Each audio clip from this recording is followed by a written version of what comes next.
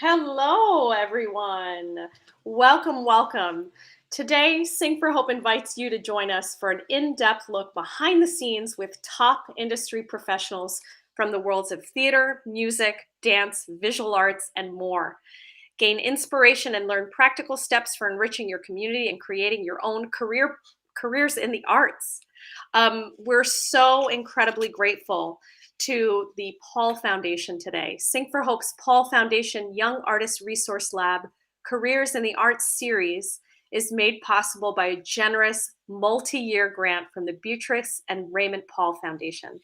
So today I am so excited to be inviting to speak with us today here at Open Arts three incredible artists, and I just want to give you all a little bit of their phenomenal backgrounds as we bring them to our Open Arts stage, if you will.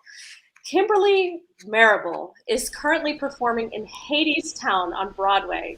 Additional Broadway touring credits include The Lion King, The Book of Mormon, Sister Act, Dreamgirls, Hairspray, and The Wedding Singer.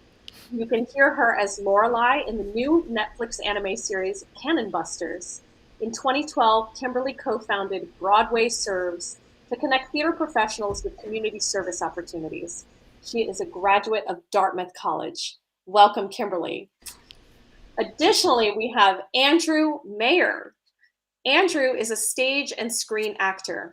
Recent theater credits include the original Broadway company of Natasha, Pierre, and the Great Comet of 1812, and the highly acclaimed off-Broadway world premiere of The Hello Girls by Peter Mills. On screen, Andrew can be spotted in recent episodes of TV series like The Blacklist and FBI. Currently based in New York City, he aspires to work bi-coastally in the future. And joining us is Glenn Turner. Glenn is a professional Broadway stage manager with over 20 years in the business. He has worked on various shows, including Tina, the Tina Turner musical, which he's working on currently, Christina, Dirty Dancing, The Color Purple, Mamma Mia, The Full Monty, Annie Get Your Gun, Victor Victoria, and How to Succeed in Business. So please welcome everyone, these amazing artists. I'm just delighted to be here with all of you today, and I'm excited about this conversation. So how are all of you today? Good. Good. Happy to be here. Good. This actually lets you talk at the same time as another person. This is something.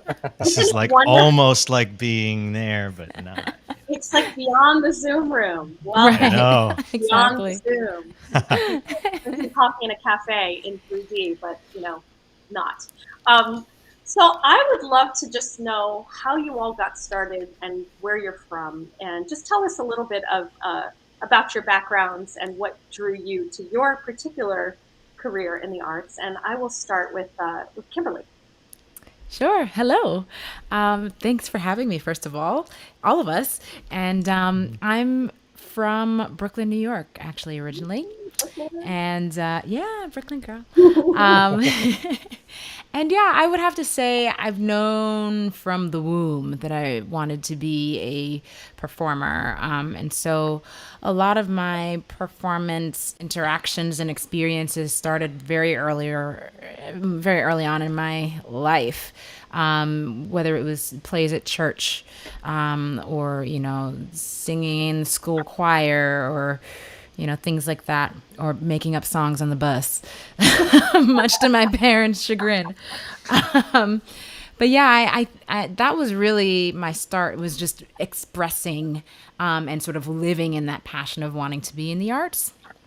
And I feel like I was very lucky to have parents who saw that and sort of put me in places where I could learn and be nurtured, and to nurture my love for the arts and to continue to grow. And you already said all the things I've done since then, so the rest is history. Between the three of you, you've got Broadway covered up and down and sideways and all over. So, there's just such a wealth of experience on this call, and that's, what I would love to dig into. And I know everyone who's watching just wants to know, like, how did it begin? Where did it begin? And so, thank you for that, Kimberly. How about you, Andrew? Tell us where this all started for you.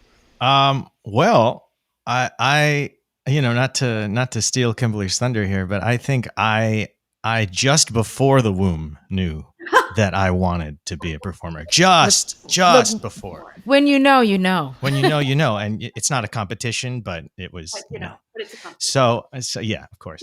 No, I similarly, it's been forever. I mean, I'm both a musician and an actor and a singer, and the music part of it, I think, came first. And then as time developed, I had an interest in performing, with words too. And I did a lot of kids theater. I'm from New York as well. So I did a lot of kids theater. I actually got my equity card when I was a kid, which is both good and bad, I realized. But I'm thankful now. And then I went to college for acting. I had a big decision to make, whether I wanted to go for like conservatory, like classical music that way, or conservatory acting. And I decided to go for acting. I went to Boston University, and then I studied in London too for Shakespeare, classical theater, and stage combat. So that's sort of my thing now. I'm an actor, a musician, and a stunt guy. I like to say like violins and violence. That's sort of like my pairing. But safe violence, we say. It's the kind that you can repeat 8 times a week and not actually hurt anybody. Oh my God. An interesting concept there, right there. Just I know. How to say state. Just one follow-up question, because you bring up a great point. When you're a triple threat like you are, or quadruple, if you include the. I didn't say I was a dancer. I'm a mover. There's a big difference. You better respect the Broadway dancers, because they do something else. Listen, 8 times a week, I can't even imagine. Yeah. But to that point, what helped you make that decision between sort of the conservatory route for music, let's say, versus acting? What was that turning point? To be as concise as I can, I remember it very clearly because it was a very important moment, I think, in my life. I was sitting there with my high school theater teacher, who also was part of, the music program there and everything. And they recognized fully that I had these two like big things. And we just talked it out. We like literally talked about like where I see myself going, like truly what makes me light up. And it wasn't that music didn't do that, but I think what it came down to was, if I saw myself in the pit, I would want to be on the stage, like playing in the pit. Even though I could do that, I would have that longing, in the same way that, and I'm not going to speak for Glenn here, but I'm sure that somebody who might be a stage manager, like there were tech kids in my high school who were like, that is what they loved doing. They loved being a part of the machine, and they didn't have the desire to have the role that I did. And that lack of envy, I think, is really important in each part of the machine, making it work. I love that so much. Thank you. Glenn, yeah, exactly. What made you not want to be in front of the spotlight? Or maybe you did, and there was a turning point for that. What's that story for you? Tell us where you're from, and tell us a little bit about that. No, I dreaded it. I got involved in theater by accident in high school, because I was at a new high school, and I found out if I did the high school musical, I didn't have to go to second period. I got a free period. So basically, it's inspiring. That is why I joined the theater, but when I got there, I realized it's like, oh my God, I have to learn lines. I have to sing. I have to do all this kind of stuff. It's like, crap. I don't know what to, and I despised it, every bit of being on stage. There was nothing about it that I found enjoyable. What I did find enjoyable was I had a blast in the process. Rehearsals were fine, playing around with stuff, watching everything happen and it all come together. That was fascinating to me. But I didn't, but the only thing I really kind of knew was, the stage part. So I thought I won't ever do this again. So I didn't until I was in college, and I realized all my friends were in theater. So I thought, I have to figure a way to do theater, but not be on the stage. So that's where I go, oh, look at all these other people that are doing other things, and they seem to like it. So I started out as a designer because I was actually going to school for biochem pre-med, and because that's what my Really parents different. wanted. That's what Um, your parents wanted. Aha. but Okay. all my electives were in the theater, so I did them as design. I went in as a designer because I still didn't even know what a stage manager was. But I got to do get involved with that, and I found such a joy in doing the creating. I started out doing it, I went in as a lighting designer, and and I kind of built on that, and eventually, much to everyone in my family's chagrin, I quit. I decided not to be a doctor, um, and I'm so glad because I'd be the worst. Well, many of your would-be patients then thank you for not going Yes, into that profession, exactly. but for going into something that you're incredibly passionate about. And just a follow-up question too, you said you started out as a designer. So when was it that it became clear that stage management and sort of, because it's true, I think a lot of people listening may not know, Mhm. oh, you know, I have to sign up to be in a theater class. Oh God, but I hate that. I don't want to be. And this is really the reason why we're having these discussions, right? There are so many ways to be Oh, involved in the arts. It's kind of endless in a way. So I'm just curious how that truly. winding path. Oh, it's yeah, and it's exactly. I mean, again, I'm so lucky because I find I through all these things I've been able to find my way into what I really like because I love design, but I did the lighting design for a show for I think it was On the Town in San Francisco. No, it was Sacramento, and I did all the design. So we finished tech and we were into our third performance, and the stage manager got violently ill. Oh, And so they said we need someone to call the cues. And since I created the cues, it's like it made sense. So I realized it. I thought, yeah, I can do that. Did that, and they said, we'll have someone help you with the scenic cues, but since we know that, so I did this, and I thought, oh my God, I'm having a good time. And one of my issues with the design is once the show opened, we were no longer involved, right. and I hated that because I always thought, God, you guys are getting to do the fun stuff. The fun I did part, all the work, and now everyone gets to have fun. So I right. realized with this, when I was actually calling the show, I thought this is what I really love doing because I feel like I'm an actual part of the show. I don't feel like I'm just created something and left. It's still living and breathing. So then it made me think, oh, I need to pursue this. And I thought, of course, calling the show was what the stage manager did, which is a part, but I didn't realize all the other things that we did, and I kind of learned those by default and by accident as well because it's like, oh, I'm supposed to do that as well. Oh, I need to do. But I was lucky to find it because I would have been thrilled being a designer. But And I love the interaction of the company, the cast, the crew, the audience, and this allowed me to be a interact part with of it all all. of them. I truly am one of the people that get to interact with everyone in the building, and That's so a very that's important or very important point. You interact with everyone in the building. The Mhm. stage manager is sort of the fulcrum that kind of keeps it all together and knows everyone, which Yeah, is, it's great. Which it's means be great. nice to your stage manager because they Yeah. can make those Always. always, always. I should say too, if there are any questions for our listeners, please feel free to put them in the chat for our incredible panel here. If you have questions for them, we'd be happy to answer them.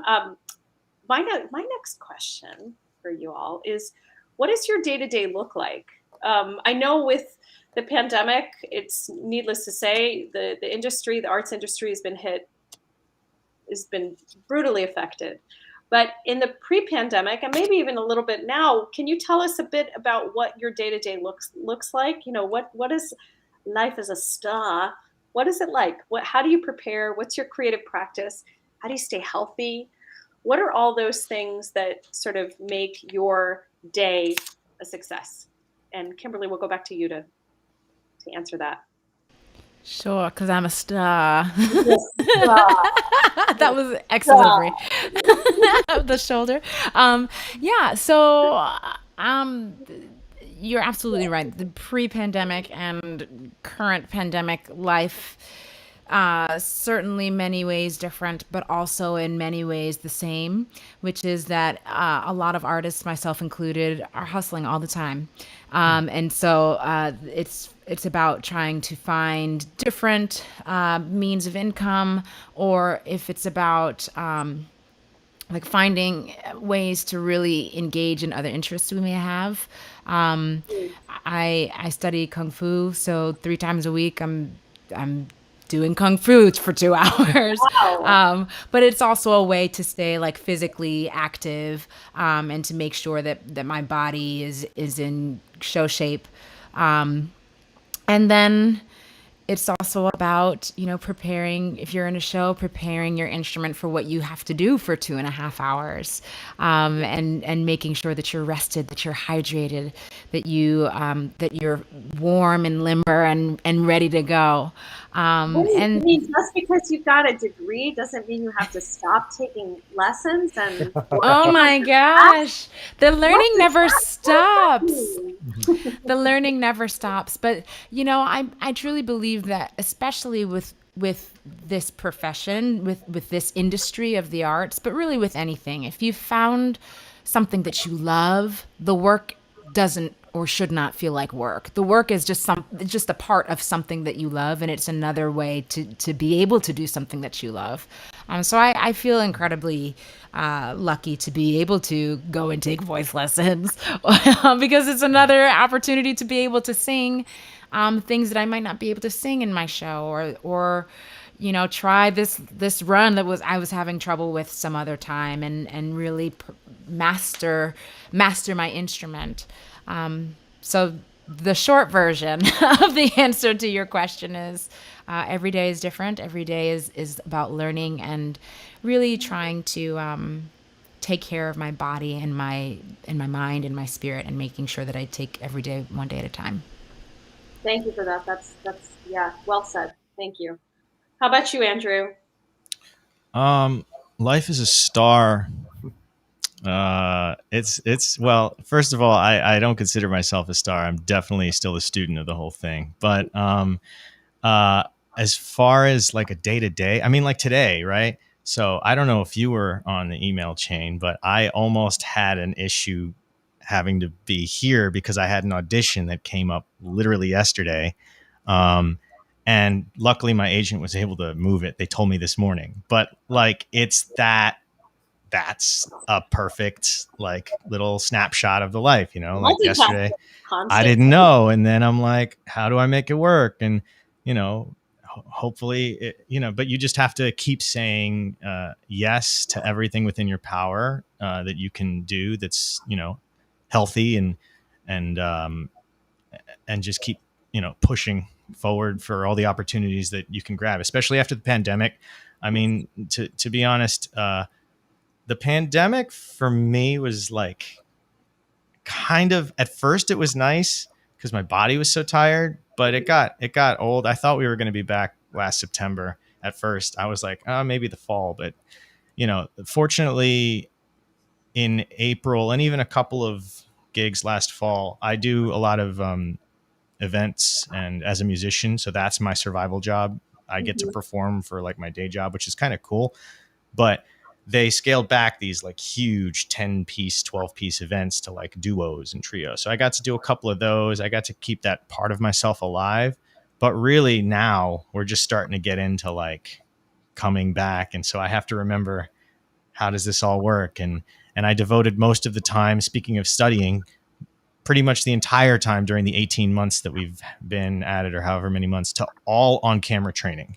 Just like on Yeah. camera training the entire time, because I'm a theater actor and it's a little bit of a different muscle. So, life as a star is a whole lot of training and not being a star. Oh, so well said. I love that. Life is a stars. A whole lot of And training stay hydrated. and not being a star and staying hydrated. Yes, staying hydrated. Very, very important. Um, Glenn, how about you? How has this time been treating you, and what's your day-to-day look like? The day to day is slightly different for me than them, because my day starts. I wake up in the morning, and it's different because the way the industry has changed. But my day wakes up with I wake up to emails about what's going on, what's going to happen, and also we have producing and our team, our design team, directing team, and all that are in the UK, so they have a head start on the day, so they have 5 hours on me. So I know that when I get up, the first thing I have to do is check to see who emailed me, so that they don't think I'm sleeping too late. Um, but so it's kind of that. But then and then the normal day would be at usually on the show. I would get in about noon or 12:30 and get ready for an understudy rehearsal, because part of my job is facilitating the understudy rehearsals with either the associate director, associate choreographer, or a dance captain. And we have about 4 hours of understudy rehearsal twice a week, sometimes 3 a week. And then my show call, show call is when we show, are different times that we show up. I get there at 6 o'clock for an 8 o'clock show. The crew arrives at 6:30. Then the actors will arrive anywhere between 7 and 7:30, and I'm just there pretty much to make sure everything's going okay. Just to make sure that is there an issue? Do we have anyone missing? Anyone going to be out of the show, crew wise or band wise or actor wise? Who's going to cover that? Yeah, so it's just so I'm busy in that way, and I'm also trying to get a jump on the scheduling for the next week. Just that sort of thing, or answering more emails about casting. Are we going to who's people staying, going, that sort of thing. And then once the show starts, the fun part of the job happens, because I will most likely either call the show or what we call run the deck, which is I will either do all the cueing from a little tiny box that I have a bunch of cameras and switches and stuff like that, and basically I just tell people when to take the different cues and keep an eye on the show, and that, or I'll be working on the deck, which is basically kind of just running the one side of the deck, so making sure people are entering and exiting the right place, making sure the crew doesn't crush someone because someone comes off a little bit late, making sure pieces of scenery are clear to go on. It's just it's a giant game of Tetris that I play, and that's the fun part of it. So I have all the other stuff that's kind of, I don't want to say tedious, but tedious. But when I get to do the show and playing, basically I get to play with the actors. I'm just not seen. You're the magic maker. You're the wizard. And I'm the one that says, "Oh my God, get on stage!" No, go. Because I've talked, because I've talked too much or something. I have a speed round question for all of you. Oh. What's the scariest thing that's happened to you on stage, or like one of those most funny moments, or oh God, where's that actor? What's one of those moments that you can share with our audience today? Glenn, you've got to have like hundreds of those. I have too many. This, the scarier parts are, oftentimes if there's any sort of injury or something like that. So I won't get into that because that's a given. There are different parts where, scenery doesn't work. And I remember one time, again, this is funny afterwards, but, you kind of think, oh God, this was dangerous, is an actor was a little bit behind where she thought she was, and she was expecting the scenery to, she was on a lift, she was expecting it to rise. So it didn't, because she jumped some lines and she was expecting it. And we were trying to catch up, but she kept on going like this. Oh God. To indicate that she was supposed to be rising. Yeah. And I was like, oh, this is not what happens. And when it came up, she was like this. She's like, crossed her arms and continued on. And that made me laugh continually. And I'm still, friends with this person. And every time, as soon as I see her, I just like, and she's like, Does she do that? Yeah, and yeah. I get the arms crossed more than anything. Yeah. But then there's the other. Sometimes as simple as you're doing a period piece, and you suddenly look that someone has taken their drink and put it on the front of the stage, from the audience, and then all I can see is someone's Coke, with all this beautiful scene, people and scenery from another century, and yet we have a nice plastic cup of Diet Coke. And so those things I kind of find amusing because there's no control, until we can go down and say, can you please remove your. And this is a PSA: don't put things on the stage when you're an audience. Playbills, coats, or cameras, feet. Yeah, on pianos, exactly. Feet. Oh, the feet. Okay, that's mine. Kimberly, Andrew, I'll give two quick ones. So there have been a couple occasions where I've forgotten what I was supposed to say. I like to call it the white room because I just have you lost in the fog, and thanking all my lucky stars for wonderful fellow actors who are like, we're gonna either stand here and look at you or help you, but we're gonna make it there together. The other is a friend of mine was running late for an entrance, and there was vamp music, and he was on the fifth floor in his dressing room. The music was like dun dun dun dun dun dun dun dun dun dun dun dun, and all of a sudden you hear, and he's like sprinting down all 5 flights of stairs, and he comes on, he's like, the news, say something. Anyway, it was much longer for him than it was for all of us, but we definitely enjoyed it. How about you, Andrew? I mean, there's a couple that come to mind, but I think like the coolest, most unique, I'll spin it that way, moment that happened while I was in Comet that I can remember distinctly was when the show broke down because the click track got messed up, and then it was timed to like the huge double doors opening, and like everything was just wonky, and it ended up being a really big problem. They had to hold the show for like 20 plus minutes, and the whole ensemble was out there. But if you know anything about Great Comet or the way that it was built, it wasn't built in a proscenium style. It was very like immersive. There were performers everywhere, so we were literally everywhere. So we got called into the everywhere that we went, and we're sitting there, and all of a sudden we hear, like, we're just in a hold, and we're like 10 minutes into this hold, and what can you do? And we just start hearing, whoa, whoa. And so a couple of us look out like, what is going on?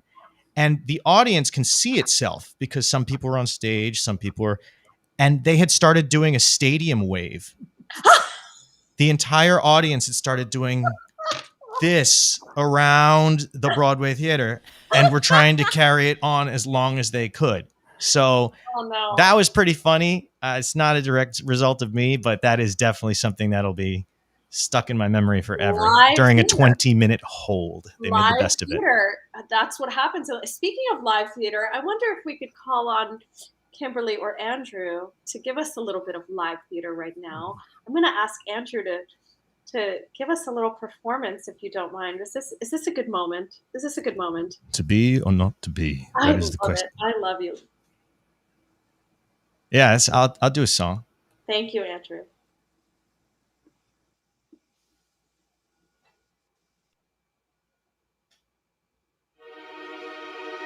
Birds flying high,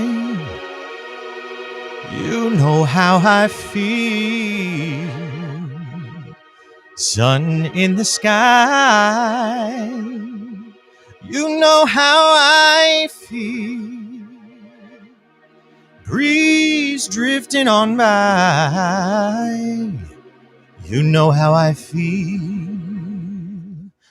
It's a new dawn, it's a new day, it's a new life for me. By the way, here's the name of the song. and I'm feeling good. I'm feeling good. Yeah. Fish in the sea, you know how I feel. River running free, you know how I feel. Blossom on a tree, you know how I feel. It's a new dawn, it's a new day, it's a new life for me, and I'm feeling good. Dragonfly out in the sun, you know what I mean, don't you know? Butterflies all having fun, you know what I mean. Sleep in peace when day is done, that's what I mean. And this old world is a bold world and a new world for me. For me. Yeah.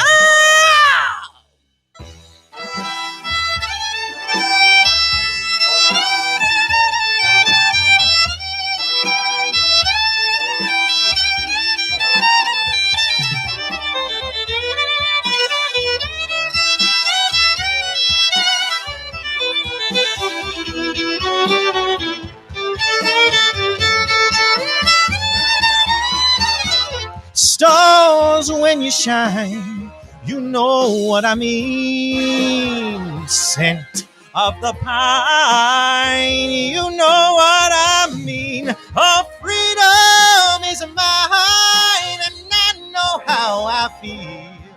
It's a new dawn, it's a new day, it's a new life. It's a new dawn, it's a new day, it's a new life. It's a new dawn, it's a new day, it's a new life, it's a new life for me. And I'm feeling good.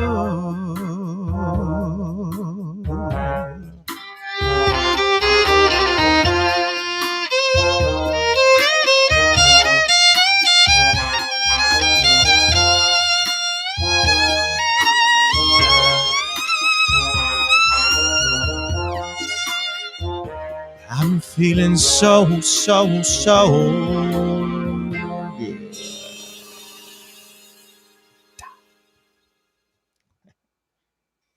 Woohoo! Woohoo! Bravo! I'm feeling good after listening. That was awesome. Thank you. That was fantastic. That's a fun song. Yay! I forgot what I was going to ask. Well, good thing, because one of our listeners has a question. Oh, What's one piece of knowledge each one of you wished you had learned at the beginning of your career, which would have helped you the most? That's a great question. Love that question. What do you say? What do you say? I think initially you're told like, you know, like that it's hard and it's not a linear path and all of those kinds of things, right?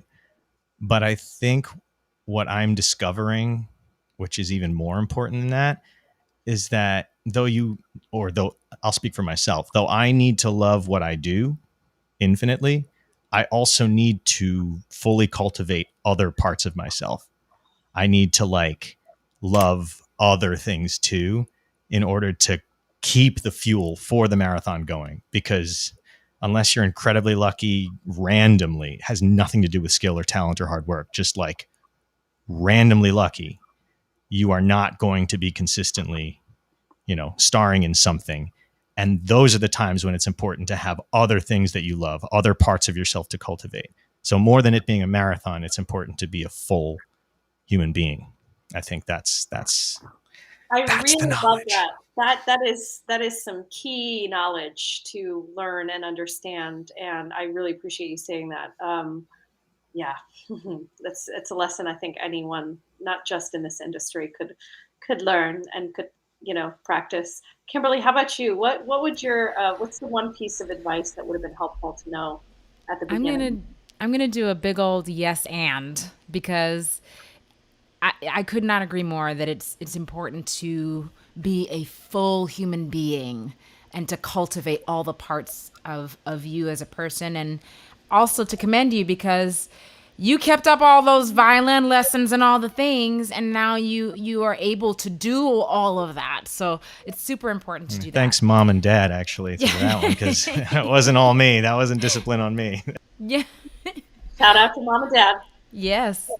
The other thing that I would add is that it is better to be 100% yourself as opposed to trying to be someone else.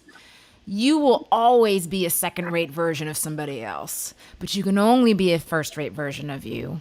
And the great thing about that is that you've got all this special sauce and great magic and all the great things to offer that no one else in this world has to offer. So just leaning into everything that makes you special, and knowing that that is enough. I wish that I could have said that to myself when I first started. Be you, because there's only one you. That's beautifully shared. Thank you. Yeah. Lynn, tell us. Well, what they said, number one.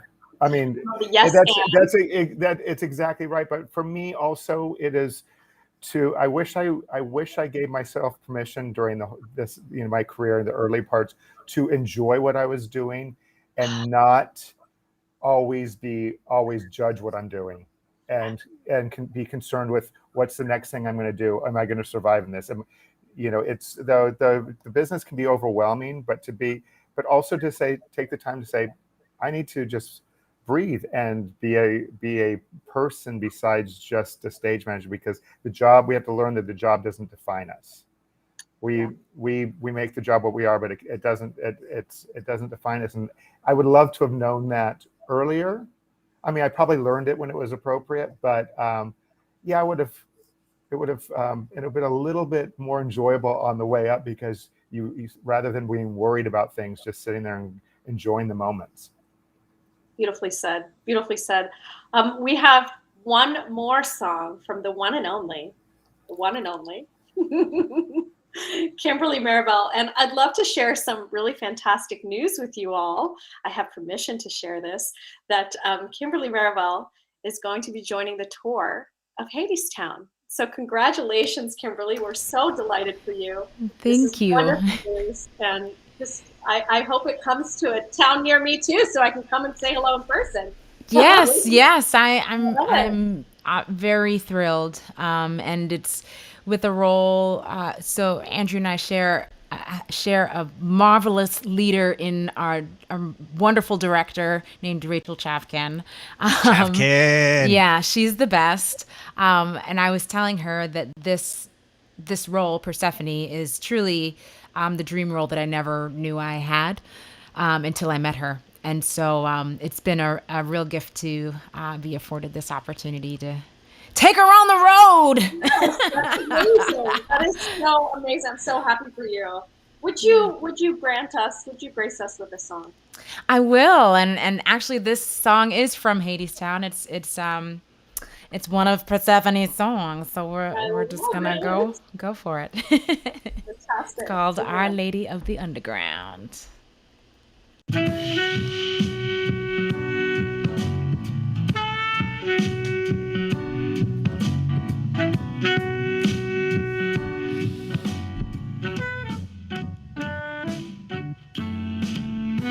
don't know about you boys, but if you're like me, then hanging around this old manhole is bringing you down.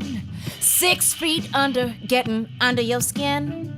Cabin fever is a setting in.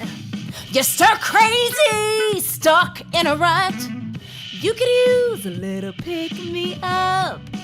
I can give you what it is you crave. A little something from the good old days. I got the wind right here in the jar.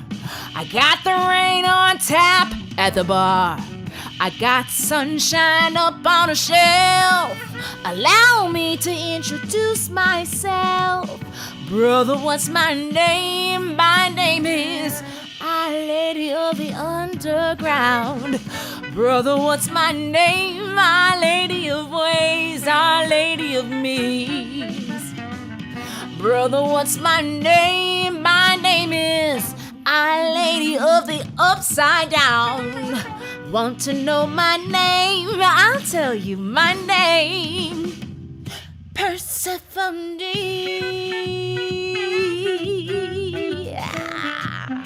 Woo! Oh gosh. It's too hot for that. Come here, brother. Let me guess. It's the little things you miss. Spring flowers, autumn leaves.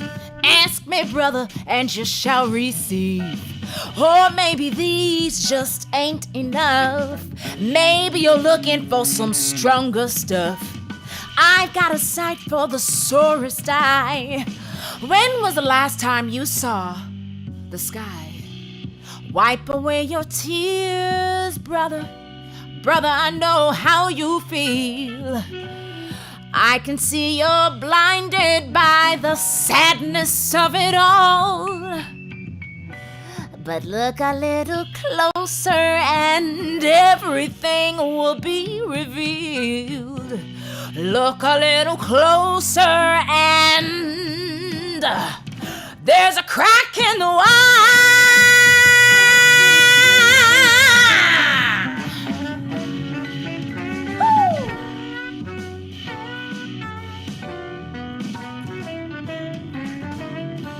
You won't stand, so I got a skyfall. Put a quarter in the slot, you'll get an eyeful. You want the moon? Yeah, got her too. She's right here waiting in my pay-per-view. How long's it been? A little moonshine ain't no sin. Tell my husband to take his time. Well, the boss don't know, the boss won't mind. Dee-da, da-da, zee-da-da-da-da-da. Brava! Oh, you're going to have so much fun with that role. I can see that. Oh, yeah, she's fun. That's awesome. Thank you so much. So much. Oh, I know that we could keep talking for a very long time. We're running out of time. So I want to give us a chance to wrap with one question for the young people listening. What do you think your 15-year-old self needed to hear from you? What would you have told your 15-year-old self? And it's a two-part question. And do you think your choice of school was,